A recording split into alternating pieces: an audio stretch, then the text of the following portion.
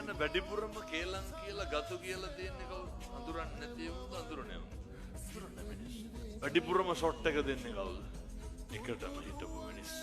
වෛරක්කාරයෝ තමයි. දැන් අපි මොකද කරන්න ඕනේ? මරණ තරමක් මරන්නේ. අඳුරන්නේ නැති මිනිස්සු එකට හිටපු මිනිස්සු. හතුරු එහෙම තමයි. අපිට ඊර්ෂ්‍යා කරන්නේ අඳුරන්නේ නැති මිනිස්සුද අඳුරන මිනිස්සු. අපිට ඊර්ෂ්‍යා කරන්නේ අපේ සමකාලීනයෝ. අපි අය මෙහි ඉඳගෙන බිල් ගේට්ස් ඊර්ෂ්‍යා කරනවා. නෑ. යාර අපිට ඊර්ෂ්‍යා කරන්නේ අපේ පැලැන්තිය කෙනෙක්. ඒ මනුස්සයාට එහෙම තමයි. ඒත් දැන් පොඩි හරි වෛරක්කාරයෙක් ඉන්නවනම් ඒ වෛරක්කාරයා නැති කරගන්නයි වෙලාව. මේ මනුෂ්‍ය ආත්ම භාවයක් ලබන එක දුර්ලභයි. දුර්ලභ වෙලා හරි ලැබපු මනුෂ්‍ය ආත්ම භාවයෙන් තුලින් කරන්න ඕනේ පිටු. වෙලා තියෙන අකුසල කර්ම යට කරලා කුසල ධර්මයන් නිස්මතු කරගන්න එක.